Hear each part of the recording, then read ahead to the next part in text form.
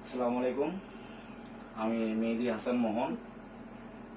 ভাইয়া, আমি এখন বর্তমানে স্লিপার চালাচ্ছি। স্লিপারটাতে চালাই আমি একটা মজা পাচ্ছি। গাড়িটা 12 মিটারের গাড়ি।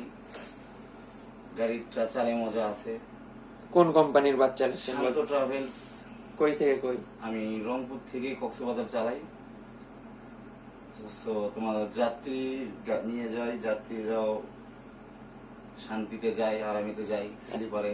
আচ্ছা, স্লিপার বাসে যে অর্থনৈতিক যে কাজ হয়, এটা কি সত্য না মিথ্যা? হ্যাঁ, স্লিপার স্লিপার বলতে ভাইয়া অনেক কিছু, যেহেতু একটা ছেলে একটা মেয়ে উঠে, এটা বাস্তবে হয়। কারণ স্লিপারটা বাস বের করেছে এটার কারণে। আচ্ছা, আপনি কি এরকম কোনো যে ফেস করছেন বা দেখছেন বা হ্যাঁ, আমার কাছে আমি যখন ফার্স্ট টাইম তোমার শান্ত ট্রাভেলসে উঠি, আমি কক্সে যাই, গাড়িতে নামছি, আমার সবাই নামছে, আমি নামি নাই। আমি ভিতরে গেছি, যাই দেখি একটা ছেলে একটা মেয়ে অলরেডি স্লিপারে শুয়ে আছে। ওদেরকে জিজ্ঞেস করলাম, ভাই কই নামবেন?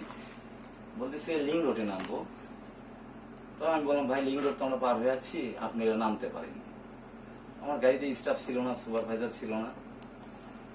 ওদেরকে বলার পরেও মিনিট 10 পরে নামলো। কিছুক্ষণ পরে ওদেরকে যাই দেখি, হ্যাঁ ওদের গায়ে কোনো পোশাক নাই। তো এর আগে একটা ভিডিও ভাইরাল হয়েছিল যে স্লিপার বাসে কাপড় চোপড় ছাড়া ছিল, বাস বাউলে দিছে, প্লাস একবারে বেডেতে নিচে পড়ে গেছে। হ্যাঁ, তো এটা এই সম্পর্কে কি বলতে চাচ্ছে? এটা এখন স্লিপার গাড়িটা যেহেতু বানাইছে মহাজনেরাই, আমরা তো স্টাফ, আমরা ড্রাইভার, আমরা তো কোনো কিছু, স্লিপারটাই তৈরি হয়েছে এই কারণেই। সবাই এনজয় করে যায় ঢাকায় থেকে উঠে। এখন গাড়ির ভিতরে তো ভাইয়া এগুলো করাটা আমরা ভালো মনে করি না। তারপরেও আমাদের ক্ষেত্রে এটা স্বাভাবিক। আমরা যেহেতু গাড়ি চালাই, তারা আমাদের যাত্রী, কিন্তু স্লিপারে উঠে এই কারণে। গাড়ি হাওয়ার উপর থাকে, কারণ হাওয়ার উপর কখন কি হয়ে যায় সেটা কিন্তু বলা হ্যাঁ, যায় না। এটা ঠিক। যখন ওরা খারাপ কোনো কিছু বিহেভ করে, আমাদের আমি ড্রাইভার, আমি বুঝতে পারি আমার গাড়িটা তখন ভার হয়ে আসে। আমি বুঝতে পারি আমার এই রকম হচ্ছে। হ্যাঁ, এরকম হয়েছে আমার গাড়িটা। আমি যেদিন দিনাজপুর থেকে গাড়ি ছাড়ি, একটা ছেলে উঠছে, সিরাজগঞ্জ রোডে যে আমার গাড়িটা নষ্ট হয়ে গেছে। সেই গাড়িটা আমি প্রায় 3 ঘন্টা ধরে গাড়ি সারানোর পরে আমার গাড়িটা ঠিক হয়েছে। তারপরেও আমার গাড়িটা পুরো রাস্তা গেছি, অনেক ভার ভার ভার ভার ছিল। গাড়িটার ভিতরে হাওয়ার উপরে এগুলো করা উচিত না। তারপরে এখন আমরা যদি কোনো কিছু বলি, কোম্পানিতে অবজেকশন দেয়, তখন আমাদের চাকরি নিয়ে একটু টানাটানি হয়। কোম্পানি থেকে বলে সিলিভারটা তৈরি হয়েছে তো এই কারণেই।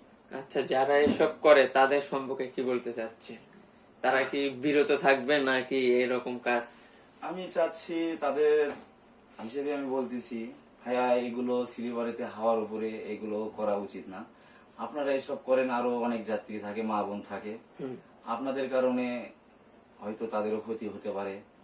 আমিও থাকি, আমারও ক্ষতি হবে। হাওয়ার উপরে এই জিনিসটা করা উচিত না। এগুলো করাটা তো অবশ্যই জিনা বলে, আর হাওয়ার উপরে এগুলো করা উচিত না একদম। আমি তাদের কাছে রিকোয়েস্ট করতেছি, নেক্সট টাইমে আপনারা এগুলো সিলিভারে করার সিদ্ধান্ত আর নিয়েন না। হাওয়ার উপরে যাবেন, আল্লাহর নামলে উঠবেন, দেখে শুনে যায় পৌঁছবেন, আল্লাহর নামলে আবার নামবেন। হাওয়ার জিনিস খুব একটা খারাপ জিনিস। যদি বলে আল্লাহ যদি ইচ্ছা করে, আপনাকে 1 সেকেন্ডে শেষ করে দিবে। হাওয়ার উপরে এগুলো জিনা করা উচিত না। তো ভাইয়াদেরকে আমি, আপুদেরকেও বলছি, দুইজনকেই, আপনারা কেউ এসব খারাপ কাজ করবেন না স্লিপারে উঠা।